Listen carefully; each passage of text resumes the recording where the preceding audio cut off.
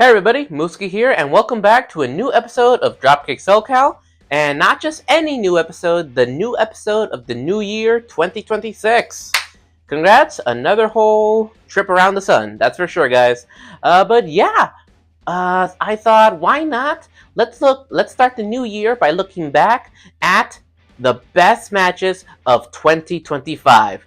Yup, guys, we got that crap from last year out of the way with this week's earlier worst matches of 2025. But nah, save the best for last. Now we're gonna talk about the best matches from 2025.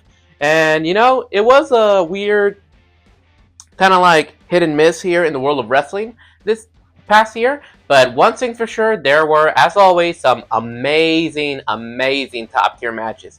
And my God, guys, there are quite a lot of honorable mentions for sure. You know, my baby girl Toni Storm versus Mariah May in that finale match that they had at what was it, Revolution, amazing. You had ROH Bandito versus Hechicero, Lucha technical masterclass. That triple threat of what was it? Osprey, Ricochet, and Takashita. Takashita being one of the top stars from AEW that really rose. Speaking of top stars from AEW that are rising, that Fletcher match with Osprey, that steel cage match, also amazing. So yeah, guys, there are just so many freaking like honorable mentions. I want to hear from you guys. What do you guys feel are the best matches of 2025? Your top three, just like how I'm about to share my top three. I want to know, what were your top three matches of 2025? Share down below. Alright guys, so without further ado, I am looking forward to this. It took a while to really think about how I wanted to put it, but at the end of the day, here it is guys, my top three best matches of 2025. Let's go. Coming in at number 3, it's CM Punk versus Gunther at SummerSlam 2025. So this was a match that showed that Punk can still freaking go, and he knows how to work with almost anyone. And Gunther, the real story for me, guys, was Gunther here. You see, not only did these guys put on a great freaking match, technical stuff, brawling, all that stuff, but for me, it was that one moment where we saw a little bit of bloodshed from Gunther. It was that moment where he got on top of the announcer table, freaking CM Punk grabbed his legs, made him fall right over it, and you saw him bleed. And you know what? Gunther has presented himself as like this unstoppable force, almost at like a godlike level he presents himself. And then it was his little micro acting that you could see, those micro expressions. If you really look closely at Gunther, like him seeing his own blood, he was truly in shock, as if a reminder that I am mortal and I bleed. It was that little detail, my God, that really gave so much depth into his character. Oh God, that little bleeding spot. Sometimes blood used sparingly in the right moments create absolute cinema. Absolute cinema. That moment with Gunther bleeding, realizing I am immortal. I am immortal, not immortal, but immortal. My God, that F with him in his head, and which led to CM Punk winning the World Heavyweight Championship. Amazing little details in there, you know, you gotta love that stuff. And then, of course, the swerve that got us all. Maybe not so much me. Just saying, guys. I had my doubts. That freaking fake leg injury from Seth Rollins. And they really did it well. They did it well. They convinced a lot of people that he was legit injured. And then the reveal where he came out, freaking like leg crunches, and the leg, I don't think the leg was in a cast, but then he let him go, and then he turned around, he went in with the Money in the Bank, and oh my God, guys. That was another heist of the century. Once again. Amazing, guys. Amazing. So, it's not just the match itself, but sometimes, in general, it's not always the match itself. Sometimes what happens afterwards is just as important. My God. So, that has to be going in at number 3, guys. Gunther versus Punk. Yeah, just overall, this year's SummerSlam, if I remember correctly, was insane. Hell yeah. Coming in at number 2, we have Hangman Adam Page versus Jon Moxley. That Texas death match from All In. Oh my god, guys. Brutality, storytelling, beauty. Oh my god, that had it all. Was it All In or All Out? Just let me quickly check my notes here. Was it? I can't remember, guys. I'm pretty sure it was All In, though. Double check. But yeah, you know what I'm talking about. The Texas Death Match. Oh my god, guys. So, again, I gotta say, for those of you guys who are still saying that, oh, LEW's got no stories, shut your fucking mouth, because yes, they do. Y'all just hating. This was storytelling at its best, and long-term storytelling as well. So obviously, we have pretty much the well-presented bad guys in Jon Moxley and the Death Riders hanging on, well, almost not just hanging on, but like holding that championship hostage, basically, in a way, holding AEW hostage, you know? Great presentation there. They've done a lot of good stuff, especially for Marina Shafir. Oh my god, she came from that terrible promo to where she is now? Hell yes.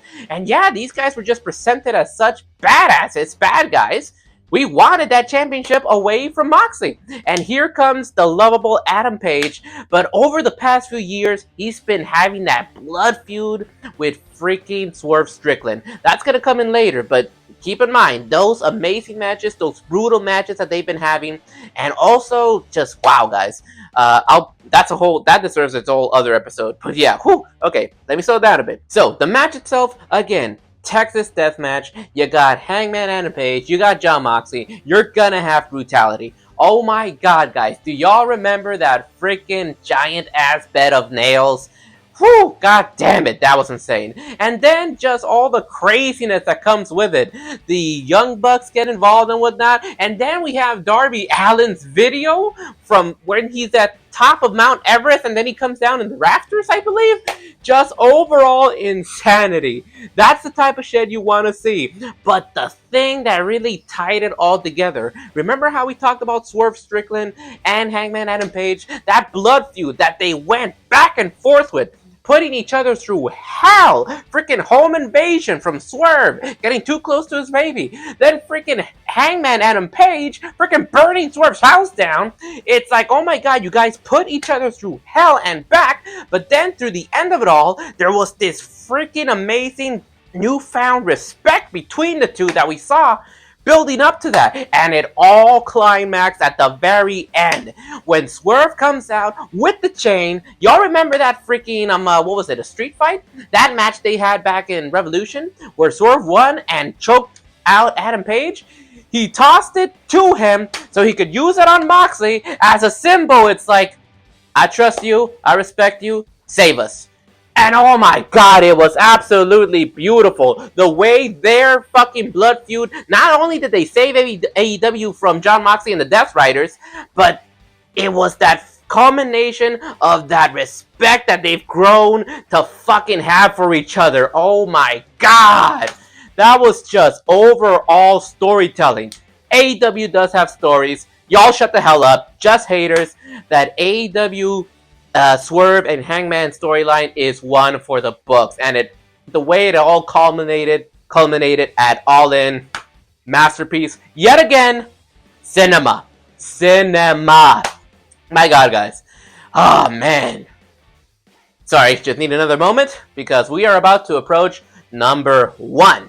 Number one, what else could it be but that triple threat match between Io Sky, Rhea Ripley, and Bianca Belair, WrestleMania 41, Night 2.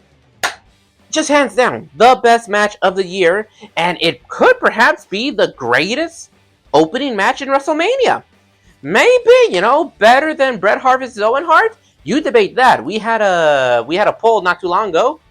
But yeah, you guys debate. But my god, guys, I personally love triple threat matches, and that is up there for me. My god, it's up there with Benoit, Triple H, and Shawn Michaels. It's up there, man. It's up there with the triple threat matches, that's for sure. But my goodness, amazing. So the match itself was just overall amazing. And it was also the little details in characters, Io is the champion, but yet Rhea and Bianca are going back and forth with each other, not even giving, a glance at Io, pushing her back, like, that was annoying. And then, like, it started off with them, they were about to do the same thing, push her back, but then she grabbed both of their arms, it's like, nah, you're not gonna ignore me this time. Boom, boom, Freaking hell, I love the way that culminated. And the reason she won, storyline wise and character wise, was because Bianca and Rhea didn't put too much attention to her, And not only that, but we saw incredible, freaking masterful, technical pro wrestling at its best. They all just blended in so well together. Bianca, Rhea, and Io. Bianca, I would consider her like a good technical masterclass. The powerhouse in Rhea Ripley, the Sky Flyer, the high flying of Io blended in beautifully. They maneuvered one after the other. Everything was so smooth. Their characters really spoke volumes with each other. Oh my god, guys. Everything in that match was just perfection to the T. Whew! Oh, okay, I'm sorry, but absolutely. Guys, that is a WrestleMania match that you need to watch before you die. Should I say that word? Whatever. But point is, yes, that has to be number one. Can you possibly put anything else on top of number one? On top of that? No, you cannot. Especially not with Mommy, because she's always on top. Indeed. Oh my goodness. I'm gonna choke myself out talking too much. But these are the greatest. That just shows you that these are the greatest matches of the last year. But yeah, guys. What else can I say? That triple threat match is one for the books and very much deserving of number one. Fucking amazing fucking cinema. Alrighty, guys, and that about does it for our top 3 best matches of 2025. Hell of a list of amazing matches. And you know what? I cannot wait to see what's in store for this year. So yeah, guys, I would love to hear from all of you. Comment down below. What is your top 3 favorite matches of the past year, 2025, in wrestling? I want to know, was it WWE, anything from AEW, TNA, Lucha Libre, Japanese style, like whatever it is, I want to know. It's a whole big world out there of wrestling, and it's just a smorgasbord for everybody. Enjoy it all, whatever you can get. But yeah, those are my top 3, guys. I'm looking forward to hearing from you, and I am looking forward to this next year and seeing what the world of wrestling brings us next. You never know. So always keep an eye out for that, guys. But yeah, as always, dropkick that subscribe button, give it a like, comment below, all that stuff. And yeah, guys, we will see what this year has in store, and I'll see you in the next one. Peace out.